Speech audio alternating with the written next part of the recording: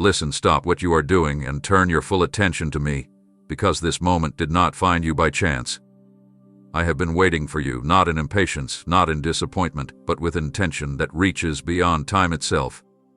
Before you ever searched for me, before you questioned whether I still saw you, before you wondered if your life had slipped too far off course, I was already here, watching, preparing, and waiting. You think you arrive at this moment because of a decision you made, a message you clicked, or a quiet curiosity stirring in your heart, but I tell you now, you are here because I called you. I summoned this moment into existence long before your footsteps reached it. Every delay you questioned, every detour you regretted, every pause that felt like silence was never emptiness, it was alignment. I was not absent. I was arranging. You have lived with the feeling that time moved faster for others and slower for you, as if life kept advancing while you stood still, uncertain and unseen.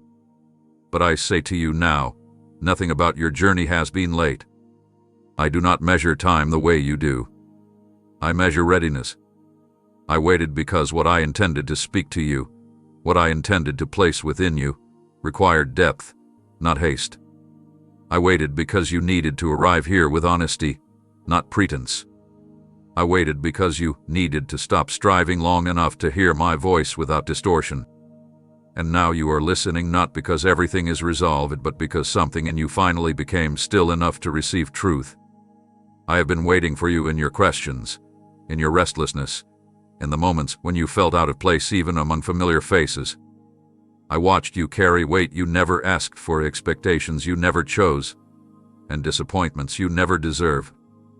I saw the nights when your thoughts grew louder than your hope, and the days when you smiled while feeling empty inside. You wondered if anyone noticed the quiet battles you fought, the strength it took just to keep moving forward, but I noticed. I counted every tear you wiped away before anyone could see it fall. I heard every prayer you whispered and every prayer you gave up on halfway through because you felt foolish for hoping again. And still, I waited not because I was indifferent, but because I was committed. Understand this clearly, my waiting has never been passive. It has been purposeful. I did not wait for you to become perfect. I waited for you to become willing. I did not wait for you to have all the answers. I waited for you to ask the right questions. I did not wait for your strength to increase. I waited for your resistance to soften. You see waiting as abandonment, but I see it as devotion. When I wait, it is because I refuse to rush what is sacred, and you are sacred to me. Right now, in this very moment, I am drawing closer not to overwhelm you, not to accuse you, but to remind you of something you have almost forgotten. You are known. Fully. Completely. Without condition. You are not overlooked, you are not forgotten, and you are not behind. This meeting between us is intentional, and it is only the beginning. I have been waiting for you to hear this truth before anything else can be revealed, because until you understand that you were never lost to me, you will never fully understand what comes next. Hear me now before you ever formed the question on your lips. I already knew what you were afraid to ask. You have lived with thoughts that circled your mind like restless waves, questions you buried deep because you didn't know who to trust with them, or because you feared what the answers might reveal about you. You learned how to speak about safe things, about work, responsibilities, plans, but the deeper questions stayed hidden. Why do I feel like something is missing? Why do I feel unseen even when I'm surrounded?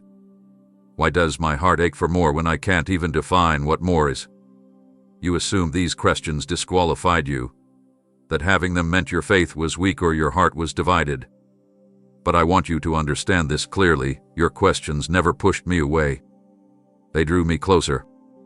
I watched you wrestle inwardly while presenting strength outwardly. I saw you nod along in conversations while your mind drifted elsewhere, searching for meaning you couldn't explain. I saw you pause in quiet moments, sensing that life was speaking to you in a language you almost understood but couldn't fully translate. Those pauses were not confusion, they were invitations. You weren't lost, you were awakening. And even when you didn't know how to articulate what you were feeling, I knew exactly where those feelings were rooted. I knew which questions came from pain, which came from longing, and which came from a deeper calling you hadn't yet recognized. You thought silence meant I wasn't listening, but I listened more closely in the silence than you ever realized. I heard the prayers you didn't finish, the thoughts you dismissed as foolish, the hopes you told yourself were unrealistic. I heard the quiet cry beneath your routines, the unspoken plea beneath your perseverance. You carried those questions alone for so long that they began to feel like part of who you are, like a permanent ache you learned to live with. But I tell you now, they were never meant to remain unanswered. I allowed you to carry them only until you were strong enough to hear the truth without fear. You see, answers change you. And timing matters when transformation is involved. If I had answered you too early, you would have tried to fit my truth into the limits of your understanding. You would have shrunk what was meant to expand you. So I waited while you matured, while your heart softened, while your certainty loosened its grip. I waited until you stopped demanding quick explanations and started seeking deep meaning. And now, those questions you thought disqualified you are about to become doorways, openings into clarity, peace, and direction you could not have received before. Do not be ashamed of what you've wondered. Do not hide the questions any longer. Bring them into the open with me. I am not threatened by your honesty, and I am not disappointed by your uncertainty. I am patient with your process, because I see the whole picture even when you only see fragments. The very fact that you asked, even silently, is evidence that your heart has always been reaching toward truth. And now that you are listening more closely, I am ready to speak more clearly, because the next thing I reveal will answer not just what you've asked, but who you are becoming. Let me correct the story you have been telling yourself, because the silence you remember was never abandonment. You replay those seasons in your mind, the ones where prayers seemed unanswered and the days felt unbearably long, and you conclude that I must have stepped away. You assume that because you couldn't feel me, I must not have been there. But I was closer than you think, nearer than your breath, watching with a tenderness you could not yet perceive. Every tear you cried in private, every moment you swallowed your pain to keep going, every night you lay awake wondering if anything would ever change, I saw it all. Not one moment escaped my attention. You learned how to survive without reassurance, how to function without comfort, and you told yourself that resilience meant doing it alone. But what you called survival, I call endurance. What you called loneliness, I call formation. I did not turn away when you struggled, I leaned in. I watched you break in ways you never expected, not because I wanted you to suffer, but because I knew what the breaking would release. There are things that only surface when everything familiar falls quiet. There are truths you only encounter when the noise fades and all you have left is honesty. That is where I met you, even when you didn't realize it. You mistook my quietness for distance, because you expected me to move the way others do, quickly, loudly, dramatically. But I work in ways that preserve your becoming. If I had intervened every time you felt discomfort, you would never have discovered the depth of your own courage. If I had removed every struggle immediately, you would never have learned how strong your spirit could become when anchored in hope rather than ease. I was not withholding comfort. I was building capacity.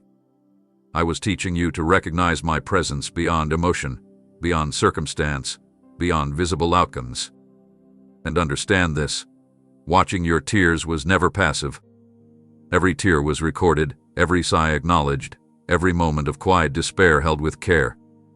You were never crying into emptiness. You were crying into hands that knew exactly how much you could carry and when relief would come. Even when you felt unheard, you were being understood at a level deeper than words. Even when you felt forgotten, you were being guarded. I shielded you from breaks you couldn't see coming, from losses that would have crushed you before you were ready to stand again. Now, as you look back, you may begin to notice something different, not just the pain, but the growth. Not just the silence, but the strength that emerged from it. Those seasons didn't hollow you out. They carved space within you for something greater. And as this conversation continues, I want you to release the belief that silence equals absence. I am present in stillness, active in waiting, and faithful even when unseen. What felt like distance was actually closeness you didn't yet know how to recognize, and from here forward, I will teach you to see me in ways you never have before. Pause for a moment and be honest with me, because I saw every place you went looking for relief, and I never looked away. You searched for answers in people who couldn't carry the weight of your questions, in routines that kept you busy enough not to feel, and in distractions that promised escape but delivered only temporary numbness. You told yourself you were just trying to survive, just trying to cope, just trying to make it through another day, and I understand that. I do not condemn you for searching. I watched you search because I knew you were hungry for something real. You weren't running from me as much as you were running toward peace, even if you didn't know where to find it.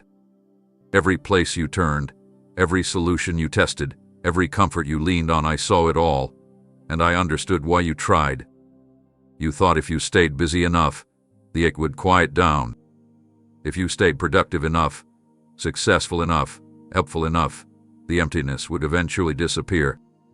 So you poured yourself into responsibilities, into relationships, into expectations that kept your hands full and your heart tired.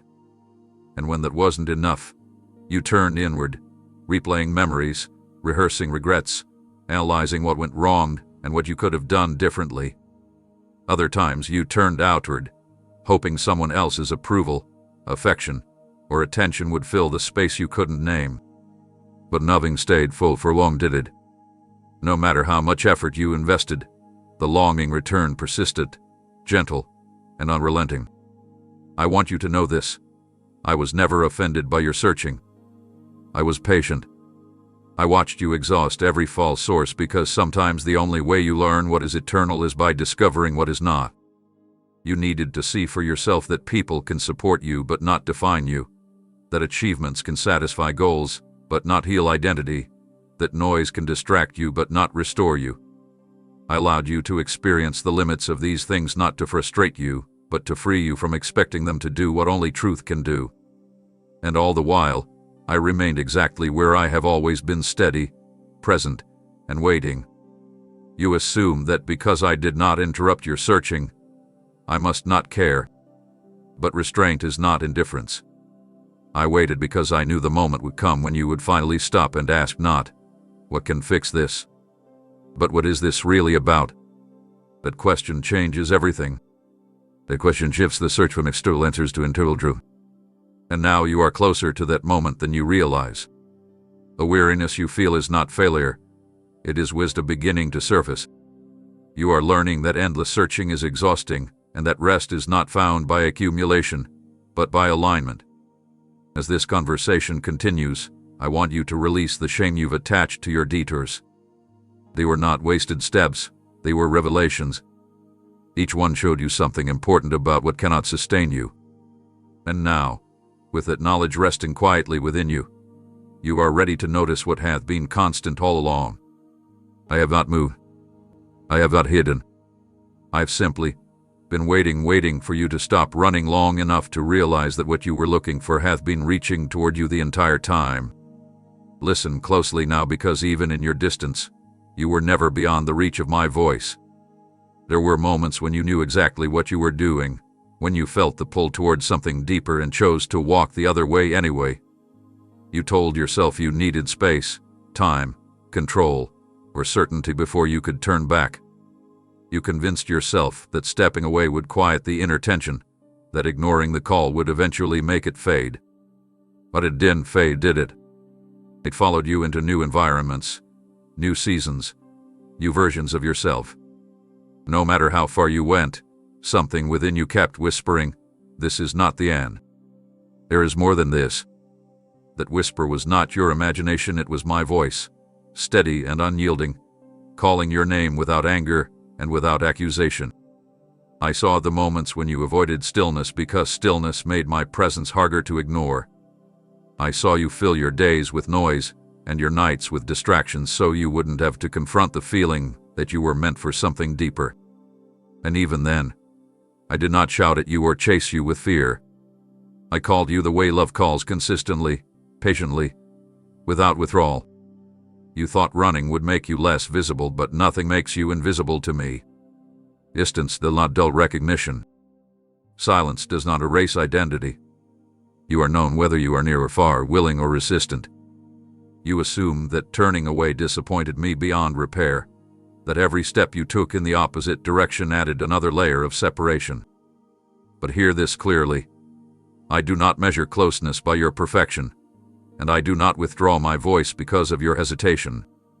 If I only called you when you were obedient, you would never learn that my love is not conditional.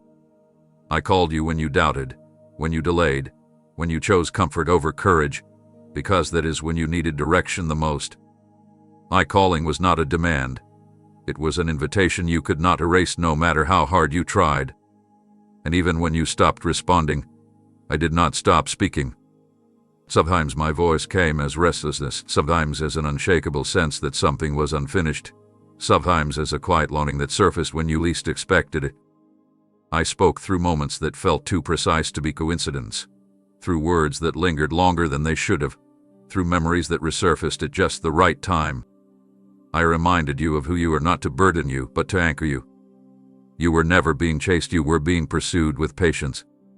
And now, as you find yourself here, listening again, I want you to understand that returning does not require explanation.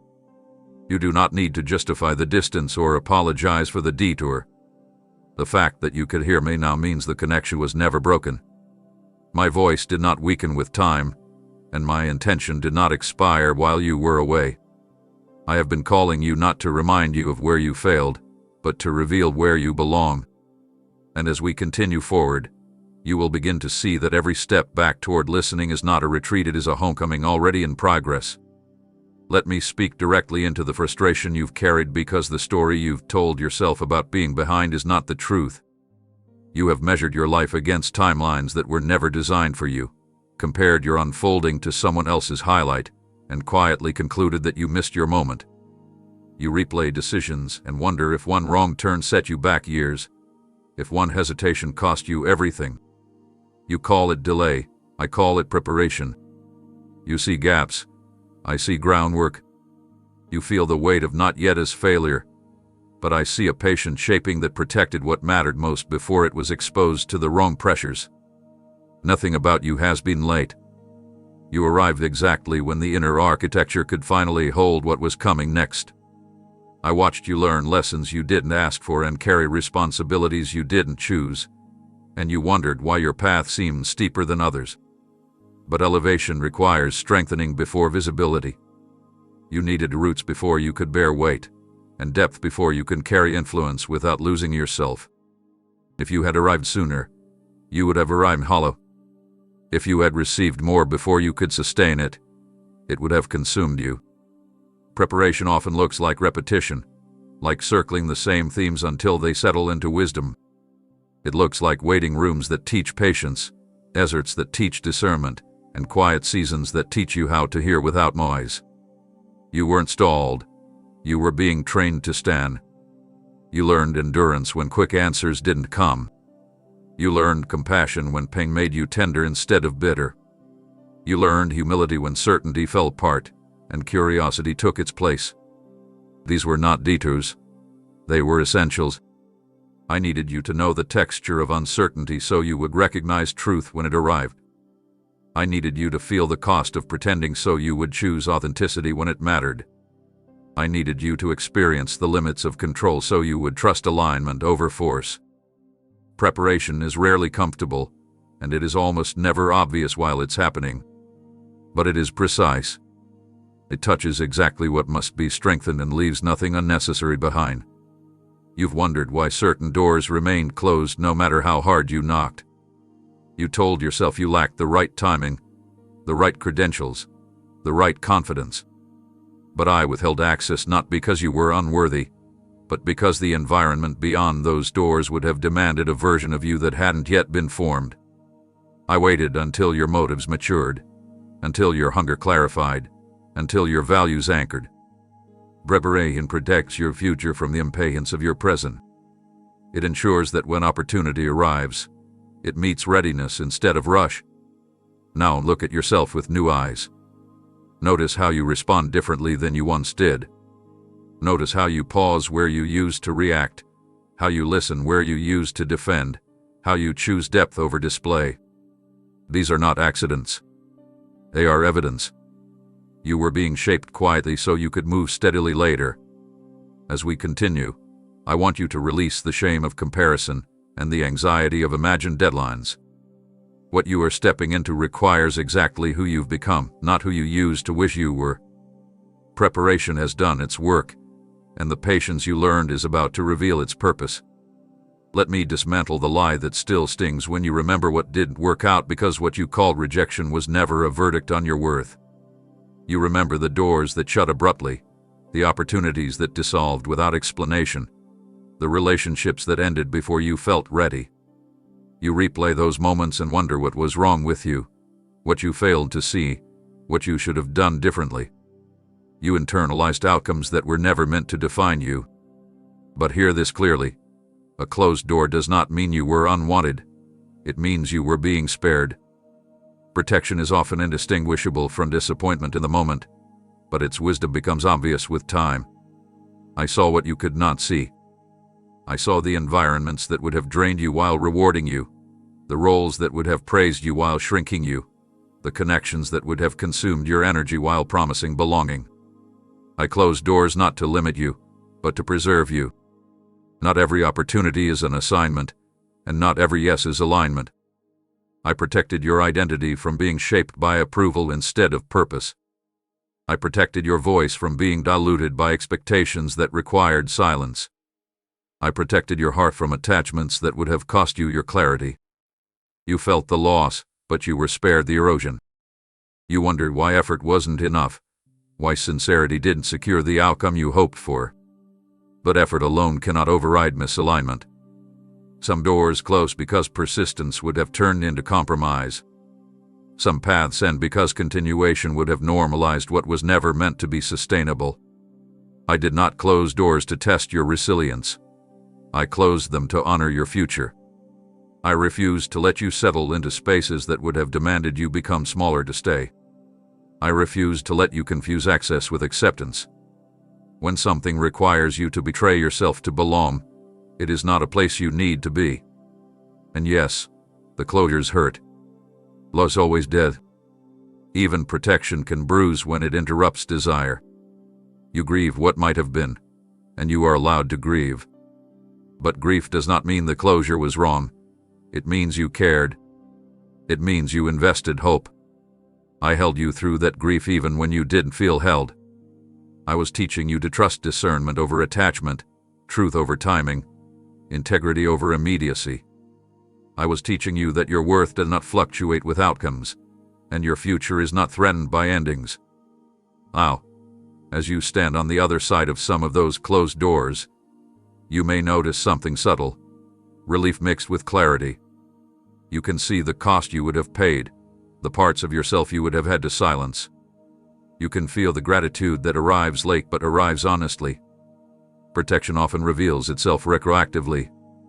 And as we continue forward, I want you to stop knocking on doors that required you to doubt yourself to enter. What is opening next will not require you to abandon your values or shrink your voice. The doors I open do not ask you to prove your worth. They recognize it. And everything that closed behind you did so to make room for what will finally meet you where you are whole. Listen carefully, because the moment you call collapse, I call revelation. You remember the seasons when your strength finally gave way, when the strategies that once carried you stopped working, and the confidence you relied on quietly drained out of allowing you to keep going. You thought losing your grip meant losing everything. You feared that weakness exposed you, that exhaustion disqualified you, that needing help meant you had failed some unseen test. But I was not measuring your worth by how long you could hold it together. I was watching for the moment when holding it together would no longer be the goal. I waited not to watch you fall apart, but to let you discover that you were never meant to carry everything alone. You spent years building strength the way the world teaches it, through control, endurance, independence, and self-reliance. You learned to push past limits, to silence fatigue, to override warning signs because stopping felt dangerous. And for a while, this strength served you. It kept you moving. It helped you survive. But survival is not the same as wholeness, and endurance is not the same as peace. Eventually, the strength you built began to cost you more than it gave you. You noticed it in your body, in your patience, in your joy. You felt the quiet erosion that comes from carrying weight that was never designed for one set of shoulders.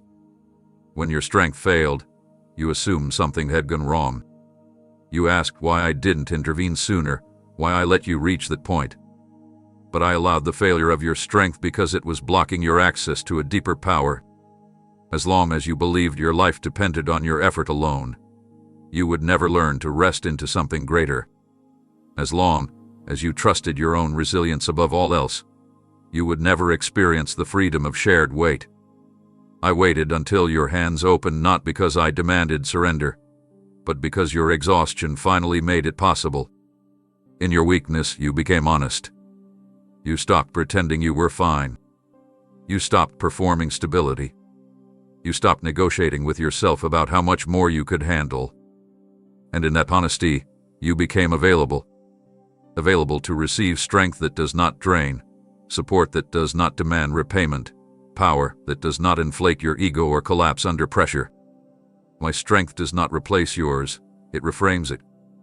It teaches you the difference between striving and steadiness, between force and flow, between pushing forward and being carried forward. You may still feel wary of that moment of how exposed you felt, how uncertain everything seemed. But look at what changed. You learned to ask. You learned to pause. You learned to listen inwardly instead of constantly pushing outward. You discovered that vulnerability did not erase you, it clarified you. You realized that strength could be gentle, that resilience could be quiet, that progress could come from rest as much as effort. These were not losses. They were upgrades. As this conversation continues, I want you to stop fearing the memory of your breaking point. It was not the end of you. It was the opening. The failure of your strength made room for a steadiness you had never known, a steadiness that does not depend on circumstances or stamina.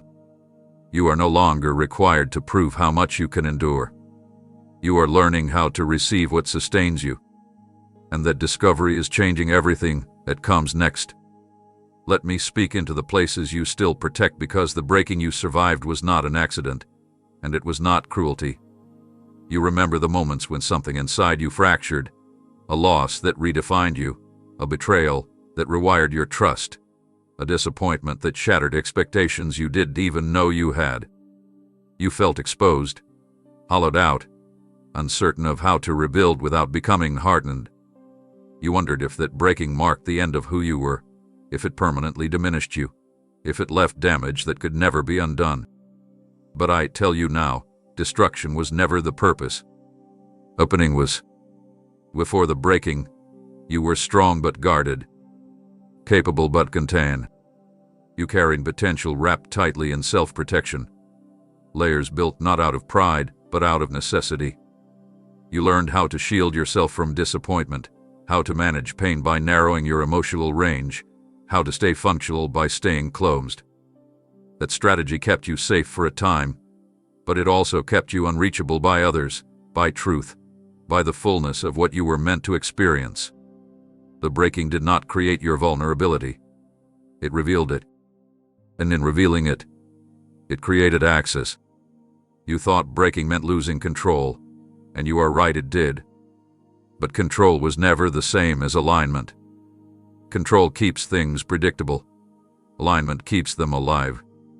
When what broke could no longer hold its shape, it created space for feeling, for compassion, for honesty, for depth.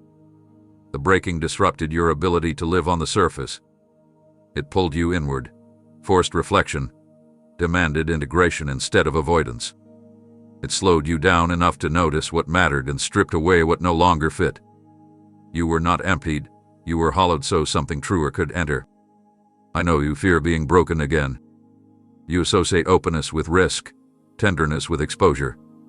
And caution makes sense, you learned it through pain. But hear this, openness is not fragility. It is capacity.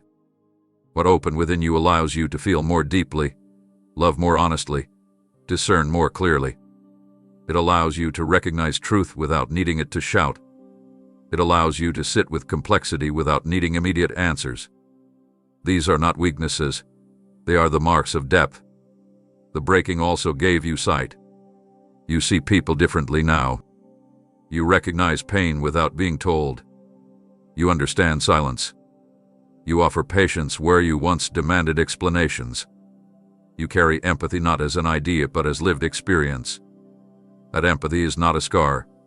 It is a gift born from transformation. It is evidence that what tried to end you instead refined you. You did not lose yourself in the breaking. You found layers of yourself you had never accessed before. As we move forward, I want you to stop asking how to return to who you were before.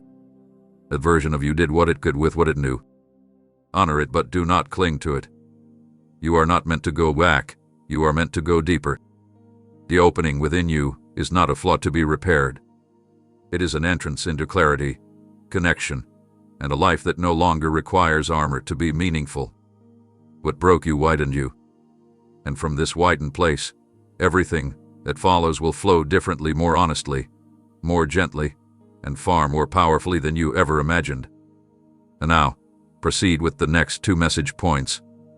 Develop each message point into a single, well-developed paragraph of up to 500 words. Take extra care to strictly adhere to the word count. Each message must be no less than 500 words. Writing slightly more than 500 words is acceptable, but never below. Start each message with a powerful hook that immediately captures attention. The overall tone should sound as though you godlike roleplay-like theme. Metaphorical, not literal, but it is understood to be a creative representation rather than a literal divine message. Or personally speaking and delivering these messages. Write in a you-focused, conversational style, directly addressing the listener as you, so it feels like a personal one-on-one conversation between you and the listener. Do not restart or conclude between messages. Instead, make each one feel like a continuation of the previous message, as if the conversation never paused. Ensure the overall flow remains deep, meaningful, and emotionally engaging, extending the message in a way that feels spiritually rich and connected. Also, give me message point no in the heading. Let me interrupt the exhausting belief that you are loved only when you are impressive, because I never asked you to perform for me. You learned early how to measure your value by output, obedience, and appearance. You learned how to anticipate expectations, how to deliver what would be praised, how to hide what felt messy or unfinished. Over time, that habit turned into a quiet contract you thought you had to honor.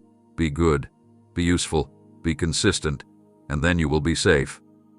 So you showed up polished when you were hurting, compliant when you were confused, capable when you were tired. You gave me your effort, your discipline, your reliability, but you kept your heart guarded, believing that honesty might disqualify you. And all the while, I waited not for your excellence, not for your consistency, but for your courage to be real. You mistook devotion for performance because the world taught you that love must be earned and approval must be maintained. You carried that lesson into every space, even into your quiet moments with me. You edited your words, filtered your feelings, softened your questions, and avoided the places where you felt unfinished. You thought if you showed me your doubt, your anger, your confusion, you would lose standing. But listen closely. Performance builds distance, not closeness. It creates a version of you that is acceptable but unreachable. I do not want the version of you that never falters. I want the version that trusts enough to tell the truth. I have been waiting for your heart, the place where longing and fear coexist, where hope flickers beside disappointment, where love exists alongside resentment you don't know what to do with yet. I am not interested in managing your image. I am interested in meeting you where you are honest. When you perform, you control the narrative. When you open your heart, you allow transformation. Performance can maintain appearances. It cannot heal wounds. It can sustain routines. It cannot restore joy. You cannot be known where you are not honest, and you cannot be healed where you are not known.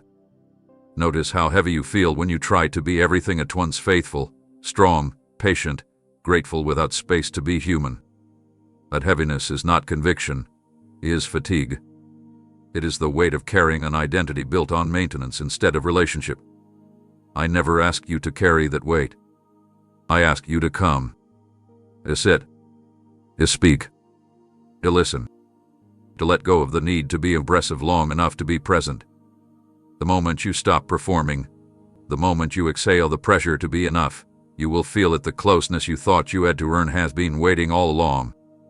You may worry that if you stop performing, everything will fall apart. But what falls apart was never meant to hold you together. When performance dissolves, presence emerges. When image fades, intimacy grows. I am not drawn to your perfection. I am drawn to your openness. I am not moved by your ability to get it right. I am moved by your willingness to stay in the conversation when things feel unresolved. I have been waiting patiently because hearts do not open on command, they open when safety is felt. And now, as you read this, something in you is beginning to believe that you can lay down the act without losing belonging. As we continue, I want you to practice a different posture, not striving, not proving, not presenting, but listening. Let your guard lower a little more. Let your words become simpler. Let your honesty become braver. I am not grading your life. I am walking with you in it. And the closer you come with your real heart, the more you will realize that nothing essential is lost when performance ends, only the weight you were never meant to carry. Hear this clearly, because the order matters, and confusion here has kept you distant longer than anything else. You have believed that readiness is a prerequisite, that you must resolve your contradictions, correct your habits, and stabilize your emotions before you can come close. You postpone connection until you feel worthy, until the mess quiets down, until you can present something coherent. You tell yourself, once I get my life together, then I'll return. Once I'm calmer, clearer, more disciplined, then I'll be welcome. But you have it backward. You do not come because you are cleansed because you come. And waiting to be ready is the very thing that keeps you stuck. You learn to associate closeness with conditions. You learn that mistakes create distance, that failure demands repair before return. So when you stumble, you withdraw. When you doubt, you hesitate. When you fall into patterns you thought you had outgrown, you hide. You assume space is required, as if time alone can heal what needs presence. But distance does not cleanse, it compounds. Shame grows in isolation. Confusion deepens in silence. The longer you wait to come honestly, the heavier everything becomes. I am not asking you to bring me a cleaned-up version of your life. I am asking you to bring me your life. You fear that if you come, as you are, you will be exposed. But exposure is not the same as condemnation. Exposure is how light reaches what has been hidden too long. Cleansing is not punishment, it is restoration. It does not erase your history, it reorients your future. When you come, you step into a space where truth is not weaponized, where honesty is not penalized, where growth is not rushed. You step into a process that does not demand instant change but invites sustained transformation. You are not asked to leap forward. You are invited to step closer. You may not feel like the word cleanse. You may associate it with harshness, with judgment, with being stripped down to what is acceptable. But cleansing is gentle when it is rooted in care. It removes what weighs you down without shaming you for carrying it. It loosens what you've been gripping out of fear. It softens what hardened to protect you. It is not about becoming someone else. It is about becoming more fully yourself without the burden of what no longer belongs. And this does not happen in isolation, it happens in relationship, through presence, through repeated return. You don't need to promise change before you come. You don't need to guarantee improvement. You don't need to predict outcomes. All you need is willingness, the willingness to show up without pretending, to stay when it would be easier to withdraw, to tell the truth even when it's unfinished. Every time you come honestly, something shifts. Not all at once. Not dramatically, but steadily. Clarity increases. Compassion deepens. Shame loosens its grip. And you begin to realize that the distance you feared was never required. As we move forward, Let go of the idea that you must fix yourself before you are allowed to be close. Come tired. Come uncertain. Come conflicted. Come hopeful and afraid at the same time. The act of coming is itself the beginning of cleansing. And the more often you return without conditions, the more natural it will feel to stay present, open, and unburdened by the need to be anything other than real. Listen, because what you are sensing right now is not new. It is familiar in a way that reaches deeper than memory. The resonance you feel, the quiet recognition stirring inside you, is not something you learned over time. It is something you are remembering. Long before you had language, before you learned how to doubt your instincts or mistrust your inner knowing, you were already responding to this voice. You have felt it across seasons, in moments of wonder, in flashes of clarity, in sudden convictions that didn't come from logic alone. You tried to name it, explain it, rationalize it away, but it persisted because it has always known you. This voice does not arrive to introduce itself, it arrives to awaken what has always been present. You have wondered why certain truths feel instantly right, why some words settle into you without resistance, why certain directions feel inevitable even when they are inconvenient. That is recognition, not persuasion. I am not convincing you of who you are. I am reminding you.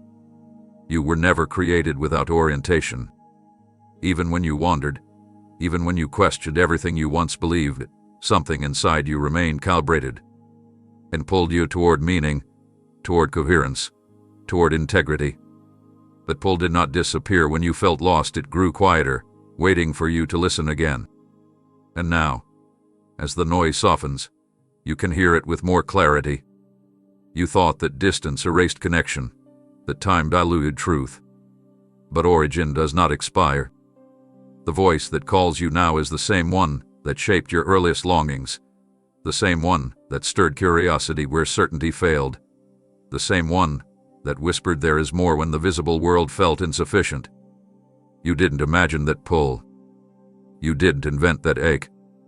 It was placed within you as orientation, not as torment. It was meant to guide you home to yourself, not drive you into confusion. You may have tried to replace this voice with others' voices of authority, voices of fear, voices of expectation, but none of them ever quite fit.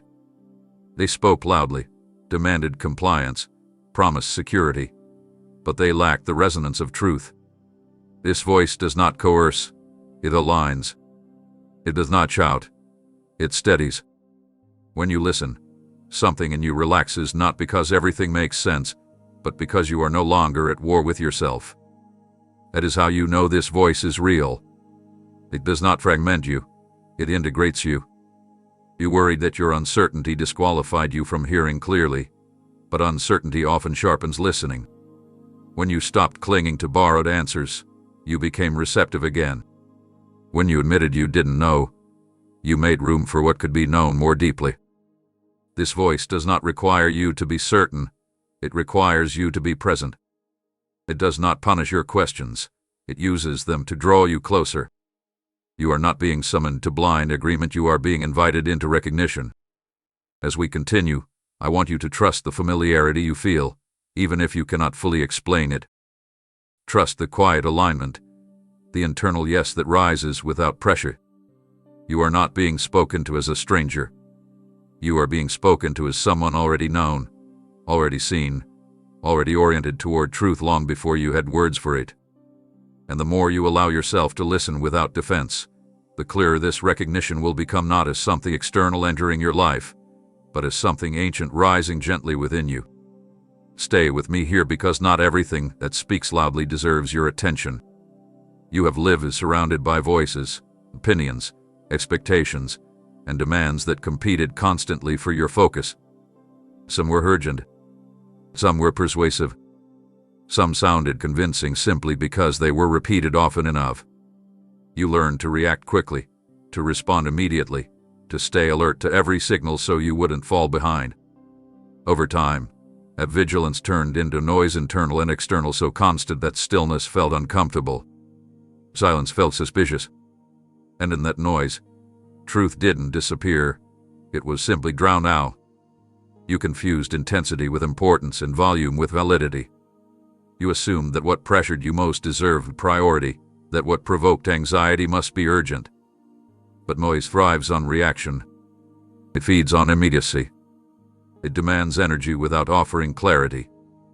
Truth, on the other hand, does not rush you. It does not compete. It waits. It remains consistent even when ignored. And I allowed you to experience the exhaustion of noise so you could recognize the relief of truth when you encountered it again. You had to learn discernment not as an idea, but as a lived experience. You had to feel the difference between being driven and being guided, between being overwhelmed and being aligned. That lesson could not be taught in comfort alone. It required contrast. So I waited while you followed loud paths that promised certainty, but delivered confusion. I waited while you chased clarity through overthinking, overplanning, and overconsumption. I waited while you learned firsthand that more information does not equal more wisdom, and constant stimulation does not equal direction. You noticed eventually that noise left you scattered. It fragmented your attention, pulled you in opposing directions, and left you drained without resolution. You noticed that after long days of reacting, you felt disconnected from yourself. That was not failure, it was feedback. Your system was telling you that something was off. And slowly, quietly, you began to crave something different. Not answers shouted at you, but insight that settled within you. Not constant input, but grounded understanding. That craving was the beginning of discernment awakening. Truth does not overwhelm your nervous system. It does not demand that you abandon yourself to follow it. When you encounter truth, even when it challenges you, there is a steadiness beneath it. It brings coherence instead of chaos. It clarifies instead of accelerates. It may stretch you, but it does not splinter you. Learning to recognize that difference took time, and I did not rush you. Discernment matures through exposure and reflection, through noticing patterns and honoring internal responses. You are learning how to listen beneath the surface. And now, you are quieter, not empty, but attentive. You pause more often. You get him at once when not with him. You sense when something is off even if you can't articulate why. That is not indecision. It is discernment refining itself. You are no longer impressed by urgency alone. You are drawn to resonance. You are beginning to trust what settles rather than what startles. And as this continues, truth will become easier to recognize, not because noise disappears, but because you no longer mistake it for guidance. Remain here in this attentiveness. Let the conversation deepen without haste. The more you distinguish between what demands you and what aligns you, the more clearly you will hear what has been waiting beneath the noise all along, steady, patient, and unmistakably true. And now, proceed with the next 2 message points. Develop each message point into a single, well-developed paragraph of up to 500 words.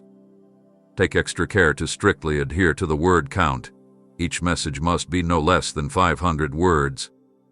Writing slightly more than 500 words is acceptable, but never below. Start each message with a powerful hook that immediately captures attention.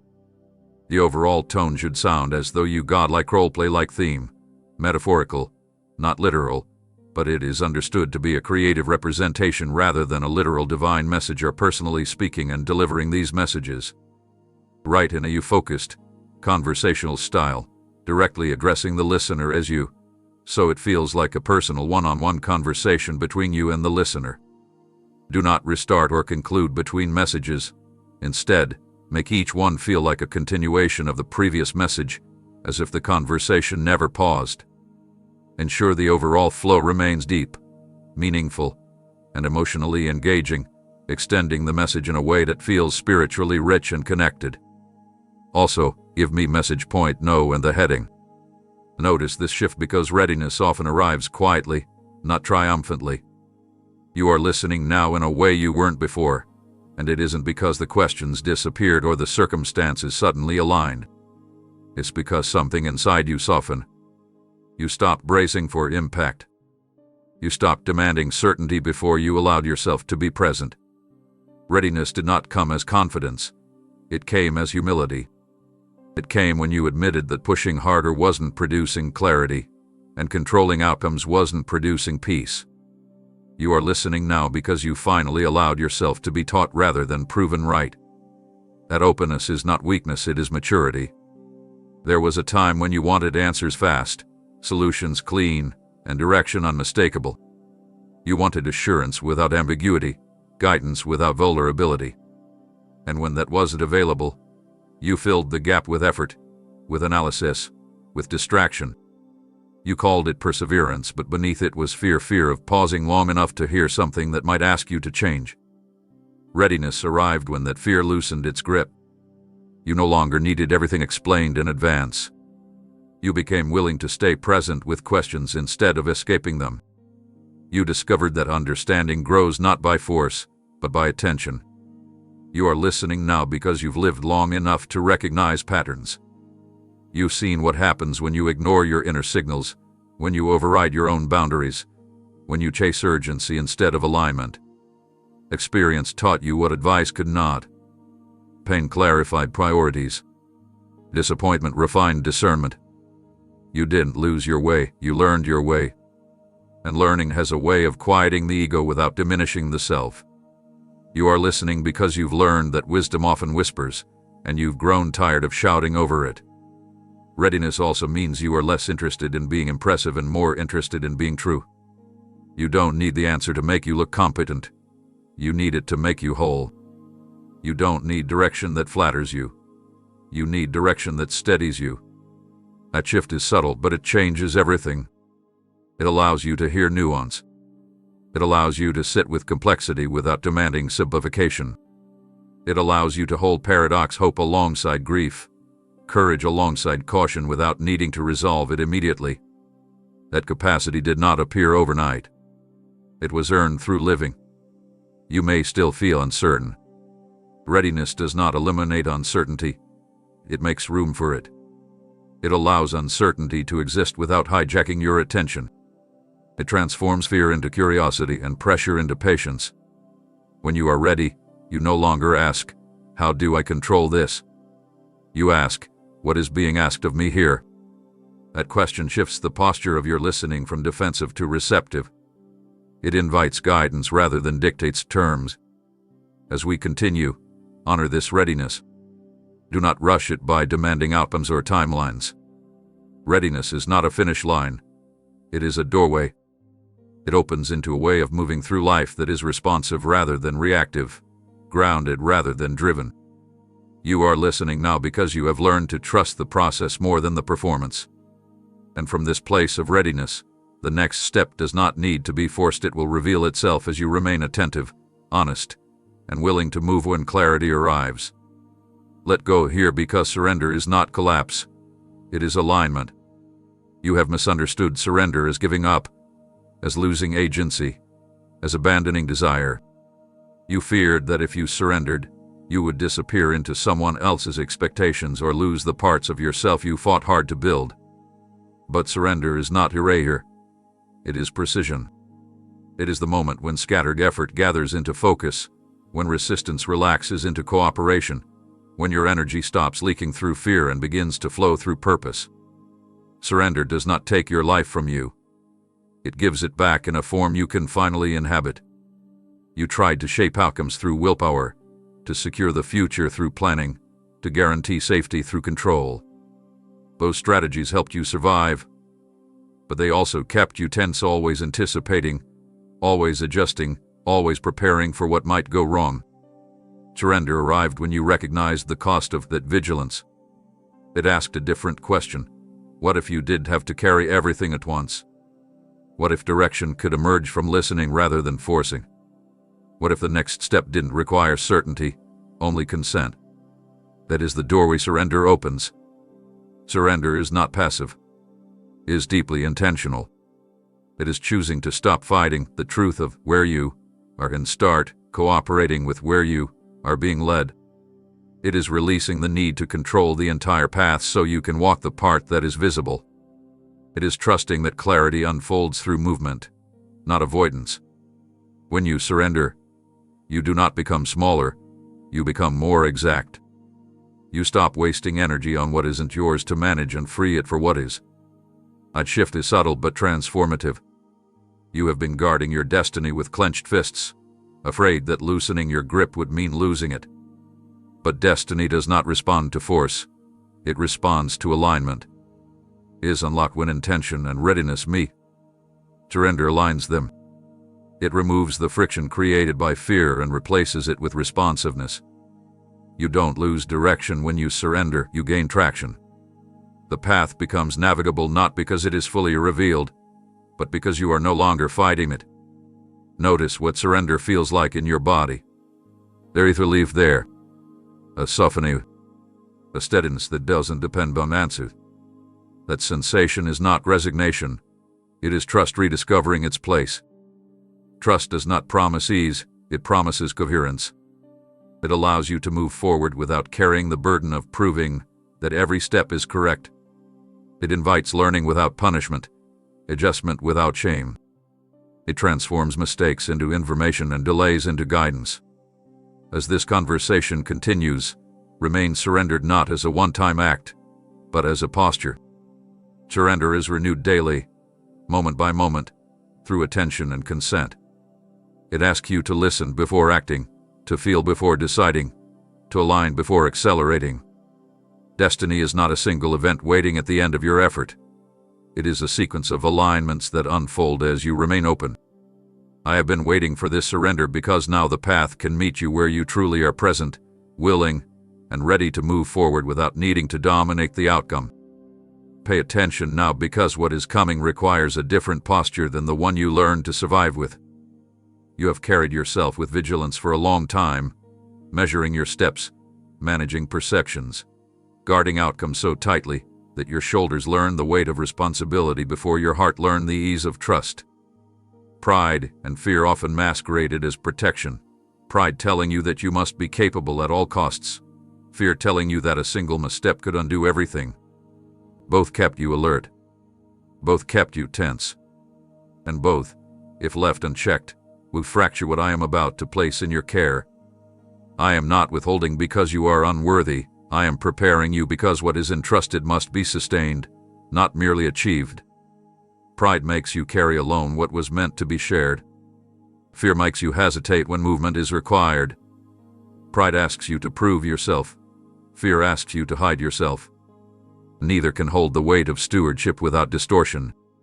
What is forming now needs hands that are steady, not clenched eyes that are clear, not darting decisions shaped by discernment, not by the need to impress or the need to avoid pain. You are learning this not as a rule but as a felt understanding. You've noticed how pride isolates you even in success, and how fear exhausts you even in preparation. You felt the cost of both.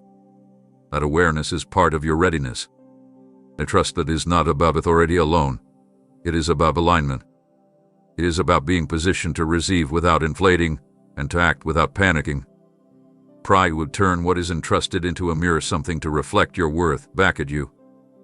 Fear would turn it into a burden, something to dread losing before you even hold it. Neither honors the gift. I am teaching you to receive without possession and to act without attachment.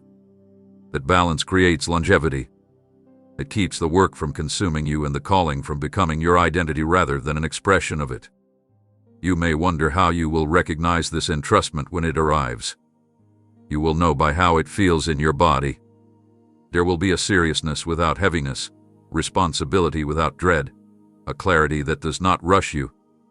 You will feel summoned, not pressured, invited, not coerced. And you will notice that you are no longer tempted to prove yourself to begin. That is a sign that pride has loosened. You will also notice that uncertainty no longer paralyzes you. That is a sign that fear has softened. You will move with attentiveness rather than anxiety, with humility rather than hesitation. This does not mean you will never feel afraid or proud again. It means they will no longer lead. They will inform without dictating, caution without commanding. You will listen to fear without obeying it, and you will acknowledge confidence without worshiping it. That maturity allows you to carry influence without distortion. It allows you to lead without dominating, to serve without shrinking, to speak without posturing. It allows you to be trusted not because you are flawless, but because you are grounded. As we continue, Keep releasing the need to be seen as exceptional or to avoid being seen at all.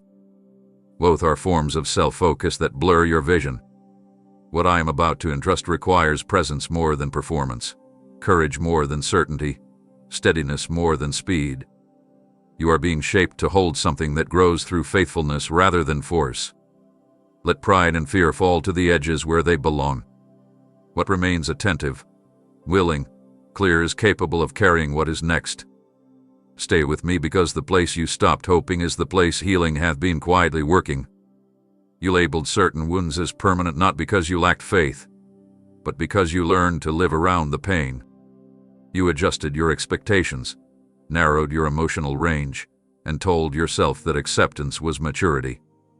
You learned which subjects to avoid, which memories to manage, which patterns to tolerate because confronting them felt too costly. Over time, the ache became familiar, almost structural, something you assumed would always be there. But permanence is not determined by duration. It is determined by access. And access has been opening. Healing does not always announce itself. Often it begins as discomfort, a gentle pressure against old defenses, a restlessness that won't settle for coping anymore. You felt it in the moments when familiar reactions no longer satisfy, when numbing strategies lose their effectiveness, when avoidance becomes more exhausting than honesty. That is not regression. It is readiness. The wound is not worsening. It is surfacing because it is finally safe to be addressed. What you once called weakness is becoming articulation. What you once buried is asking to be integrated. You feared that revisiting these wounds would reopen them. But wounds that are never addressed do not stay closed, they calcify. Healing requires contact, not exposure without care, but presence with intention. You are not being dragged back into pain. You are being guided through it with new resources, new awareness, and a steadier nervous system than you had before. You are not the same person who was wounded. You carry context now. You carry language. You carry boundaries. That difference matters. Notice how your compassion has deepened alongside your sensitivity.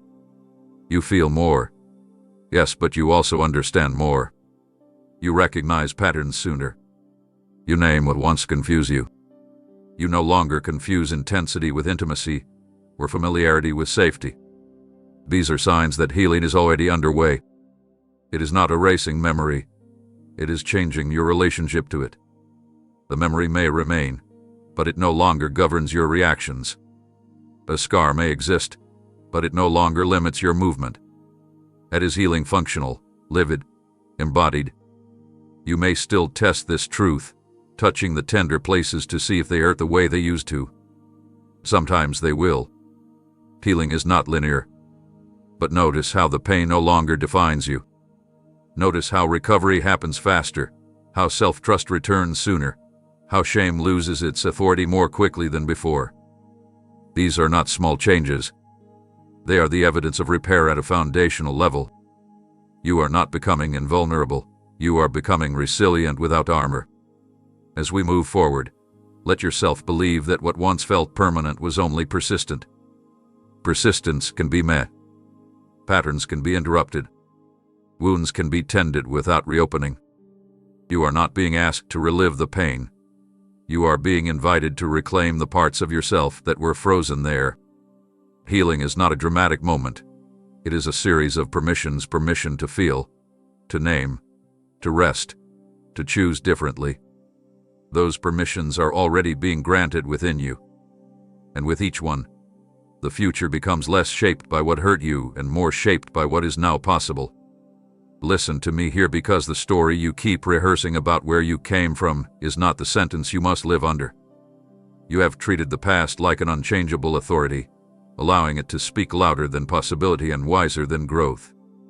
You've told yourself that because something happened, because a pattern formed, because a version of you once existed, the future must obey those same contours. You call it realism. You call it being cautious. But underneath it is a quiet agreement you never meant to sign, an agreement that your worst moments would retain veto power over your becoming. I am here to tell you that agreement is no longer valid. The past has information, not jurisdiction. It can teach, but it cannot command. It can inform, but it cannot decide. You confuse familiarity with truth and repetition with destiny. Just because something happened more than once does not mean it is permanent. Just because you learned a survival response does not mean it is your identity. You adapted because you had to. You became who you needed to be in order to endure. That was wisdom then. But wisdom evolves when circumstances change, and you are no longer standing in the same conditions. You are not required to keep using tools designed for an earlier season. You carry memories that still sting, moments that replay without invitation, outcomes that feel heavier than they should. You wonder why they still have power. Power persists when it is unexamined. When the past remains unnamed, it governs silently. But you are naming it now. You are seeing patterns instead of drowning in them. You are distinguishing between what happened to you and who you are. That distinction is not denial. It is differentiation. It allows you to hold your history without being held hostage by it. The future is not built by erasing the past. It is built by reclaiming authority over interpretation. You decide what the past means. You decide which lessons you keep and which narratives you release. You decide whether a failure becomes a ceiling or a teacher. You decide whether pain becomes a prison or a passage. This decision does not minimize what you endured. It honors it by refusing to let it have the final word. Growth does not disrespect suffering. It redeems it by refusing to let it dictate what comes next. Notice how your choices are already changing. You pause where you once reacted. You question assumptions that once felt automatic. You allow yourself options instead of defaulting to inevitability. These are signs that permission is shifting. The past is losing its monopoly on your imagination. You are no longer asking, "But went wrong?" As often as you ask, "What is possible now?" that question marks a turning point. It signals that your orientation has moved from explanation to creation. Do not rush this release. Authority is reclaimed gradually, through consistent decisions that align with who you are becoming rather than who you were forced to be. Some days the past will still knock loudly. Let it speak, then remind it that it no longer decides. You are not denying your history, you are contextualizing it. You are placing it where it belongs behind you, informing but not steering. As we continue, hold this truth close. Your future is not an extension of your past, it is an expression of your present awareness. The more present you become, the less persuasive old narratives will sound. Your mission has shifted. And with each step you take in this new authority, the future opens not as a repeat, but as a response to who you are now aware, grounded, and no longer defined by what once limited you. Let this land, because the difference between being chosen and being merely allowed changes how you show up in every space. You have lived as though you were an exception granted reluctantly, as though your presence needed constant justification. You learned to read rooms quickly, to adjust yourself subtly, to earn your place by being agreeable, useful, or unobtrusive. You told yourself this was humility. But humility does not require you to disappear.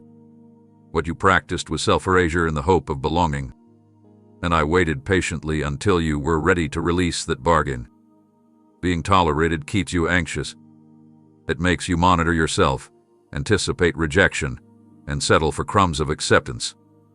It teaches you to be grateful for access rather than confident in belonging. Being chosen does the opposite. It steadies you. It allows you to rest without vigilance, to contribute without posturing, to disagree without fearing exile. Chosen does not mean superior.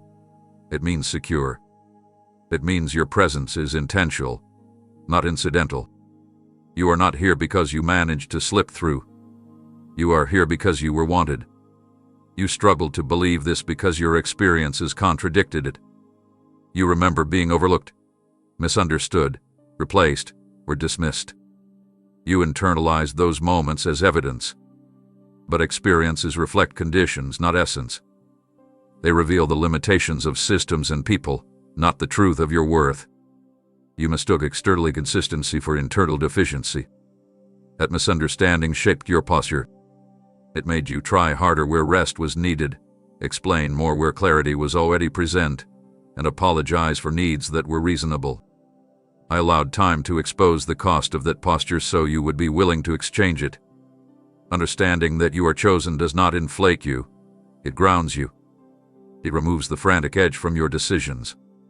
It allows you to say no without guilt and yes without proving anything. It shifts your motivation from earning to expressing. When you know you are chosen, you stop chasing validation and start offering value. You move from survival to contribution. You no longer ask, "Do I belong?" Before you speak because you belong. You may still feel the old reflexes, hesitation, self-doubt, the urge to minimize. Habits formed in uncertainty do not dissolve overnight. But now you recognize them. You pause. You choose differently. You let yourself take up space without apology. You allow your voice to be heard without over-explaining. You receive affirmation without deflecting it. These are not small shifts. They are signs that identity is settling into truth rather than reaction. Being chosen also clarifies relationships. You stop negotiating for connection and start discerning it. You recognize where you are celebrated versus where you are merely accommodated. You release environments that require you to perform belonging and gravitate toward those that reflect it. This is not arrogance, it is alignment. You honor yourself by choosing spaces that honor you in return. That mutuality is not selfish, it is sustainable. As we move forward, let this understanding stabilize you. You are not an afterthought. You are not a contingency plan. You are not included out of convenience. You are chosen intentionally, specifically, and without reservation. Let that truth recalibrate how you stand, how you speak, and how you decide. When belonging is settled internally, you move through the world with a quiet confidence that does not need announcement. And from that place, everything you build next will be rooted not in fear of exclusion, but in the freedom of knowing you were always meant to be here. Do not dismiss what you endured because survival was never the end of its purpose. You thought making it through was a victory, and in many ways it was. You learned resilience under pressure, adaptability in uncertainty, and courage in the absence of guarantees. But survival was only the first chapter. What you lived through carries meaning beyond you, not because it was good, but because it was transformative. The pain did not arrive to define you. It arrived to shape understanding that cannot be learned any other way. And now, that understanding is becoming communicable not as a story of triumph over weakness, but as a shared language of humanity that others recognize instantly. You once believed your wounds disqualified you from helping anyone else. You thought credibility came from unbrokenness, that authority required a spotless path. But people do not find freedom in perfection, they find it in resonance. They recognize themselves in honesty, not in polish. The parts of your story you tried to hide, the confusion, the missteps, the endurance, are the very places where others will find permission to breathe.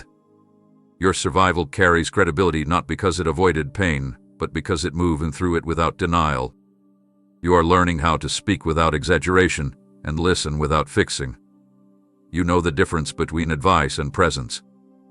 You have sat in silence long enough to respect it. These capacities were not chosen, they were forged. And they matter.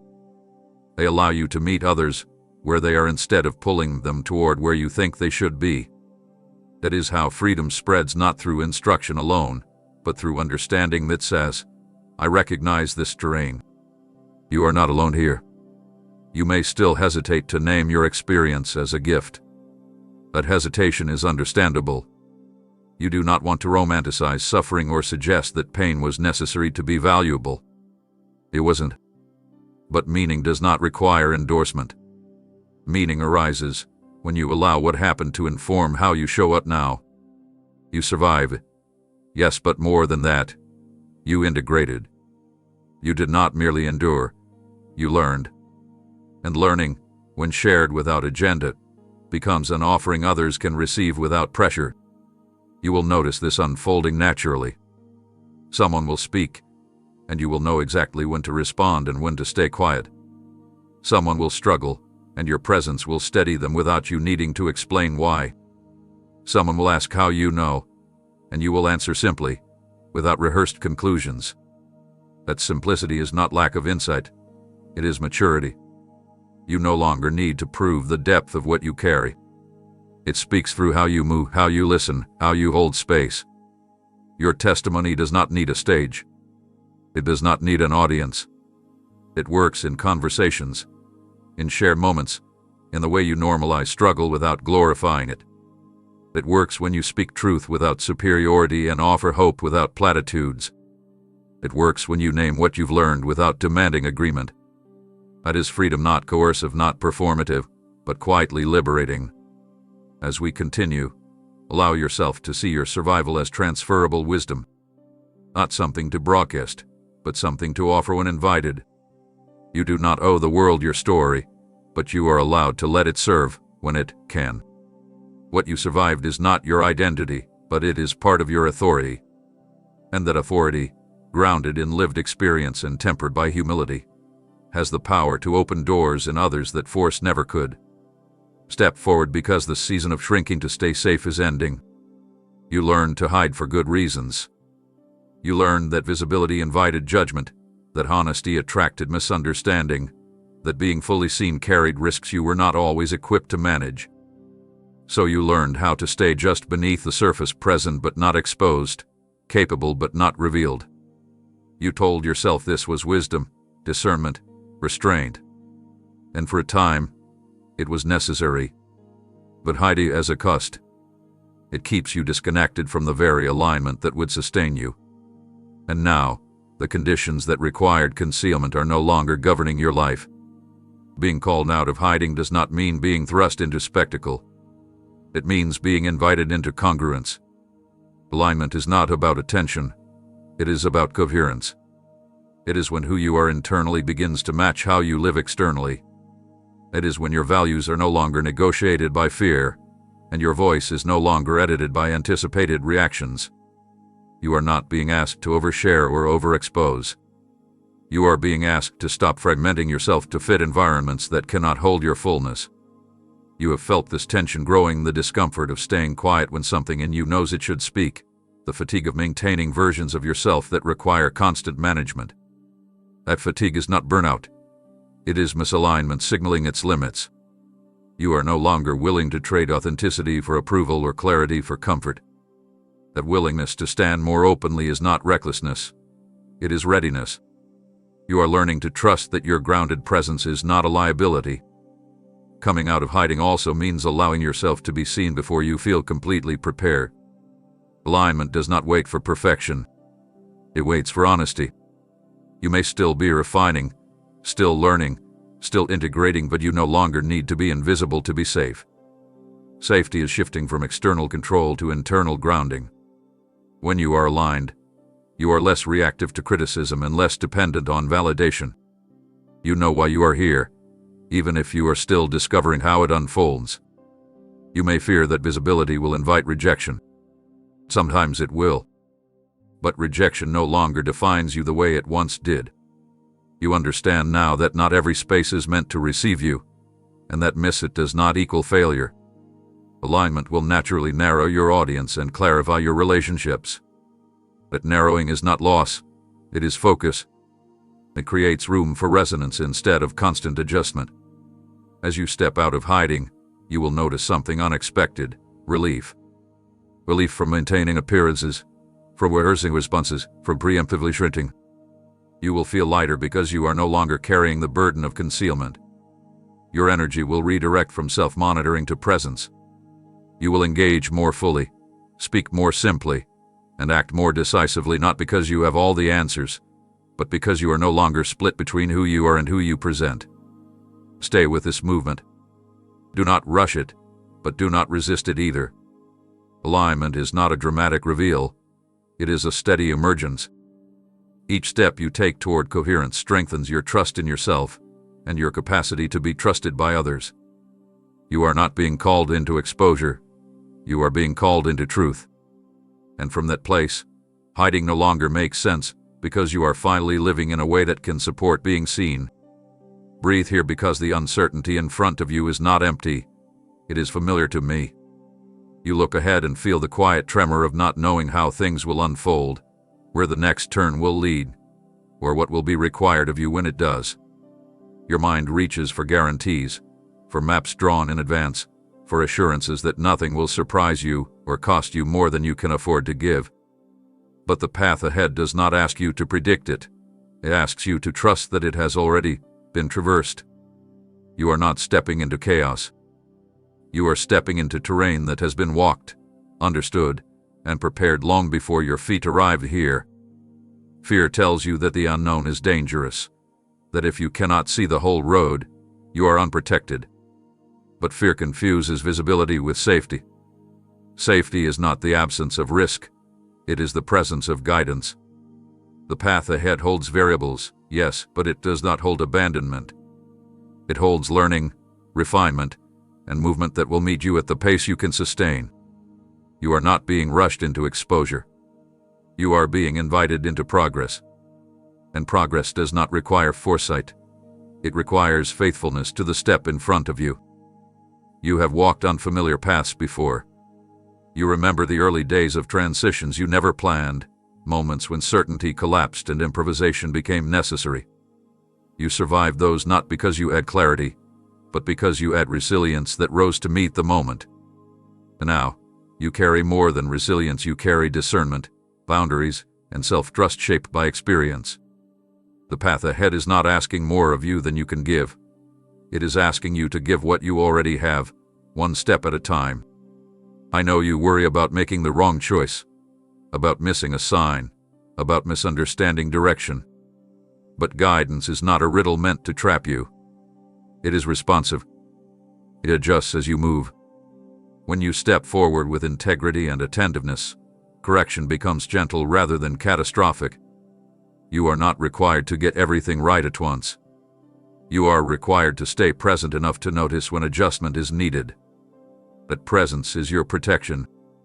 The path ahead will not always feel smooth. Some stretches will feel narrow, some uneven, some slower than you'd prefer. Do not interpret resistance as refusal. Growth often introduces friction, not to stop you, but to strengthen the muscles you will rely on later. Difficulty does not mean you chose wrong. It often means you chose depth. And depth, while demanding, is always sustaining. Shallow routes promise ease and deliver emptiness. This path promises meaning and delivers capacity. As you move forward, you will discover that clarity often arrives after commitment, not before it. Understanding follows engagement. Confidence grows through participation. Each step teaches you how to take the next one more wisely. You are not expected to master the journey before beginning it. You are expected to begin with humility, to continue with courage, and to pause when listening is required. The path accommodates that rhythm. Stay attentive to what steadies you. Notice what aligns rather than what excites temporarily. Let your decisions be shaped by resonance instead of urgency. You do not need to outrun uncertainty. You need to walk through it with trust. The path ahead has been prepared with your becoming in mind. You will not arrive unrecognizable to yourself. You will arrive more integrated, more honest, more capable of holding what you once feared. And each step forward will confirm what fear could not. This path is not a threat to your life. It is an invitation into it.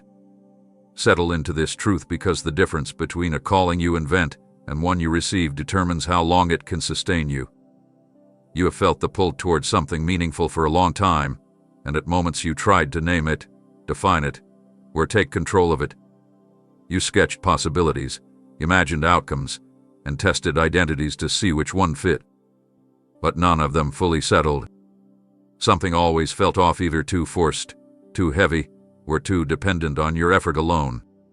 But discomfort was not confusion. It was protection. I waited so you would learn the difference between ambition that drains you and alignment that carries you. A calling that is yours to manufacture demands constant justification. It requires you to perform certainty, to defend direction, to prove relevance. It rises and falls with affirmation. When resistance comes, it feels personal. When progress stalls, it feels like failure. But a calling that is received operates differently. It does not need your ego to fuel it. It does not require you to convince everyone. It persists widely, steadily, even when unseen. It invites you to participate rather than dominate. And it endures because it is not dependent on your perfection to exist. I waited until your relationship with validation softened, until you no longer needed applause to feel real. I waited until you could tolerate seasons of obscurity without losing confidence. I waited until you understood that influence is not measured by visibility, and purpose is not proven by speed. If I had revealed this calling earlier, you might have tried to own it, protect it, or accelerate it beyond what it could bear. You might have mistaken responsibility for control. Waiting was not delay. It was safeguarding the integrity of what is now emerging. Knowing this calling is mine frees you from comparison. You no longer need to measure your progress against others or explain your pace. You do not need to imitate paths that were never meant for you. You are not responsible for outcomes beyond your obedience. This does not remove effort. It reorients it. Your effort becomes responsive instead of compulsive. You act because it is time, not because you are afraid to fall behind. You rest without guilt because rest is part of the work. That freedom is not indifference. It is trust in motion. You may still feel a sense of awe mixed with hesitation. That is appropriate. Received calling humbles without diminishing and strengthens without inflating. It does not shout. It steadies. It does not promise ease. It promises meaning. You will recognize it by the way it aligns your values, by the way it clarifies your choices, by the way it invites your full self rather than a curated version. It will ask you to grow, but it will not ask you to betray yourself. As you continue, remember this: you are a steward, not an owner. Stewardship invites care, attentiveness, and humility. It allows you to learn as you go without fearing that mistakes will nullify everything. Correction becomes guidance, not condemnation. Progress becomes partnership, not pressure. You do not carry this alone, and you do not need to know everything to begin. You need only to remain available, honest, and responsive. Hold this calling lightly and faithfully. Let it shape you without consuming you. Let it move at the pace of integrity rather than urgency.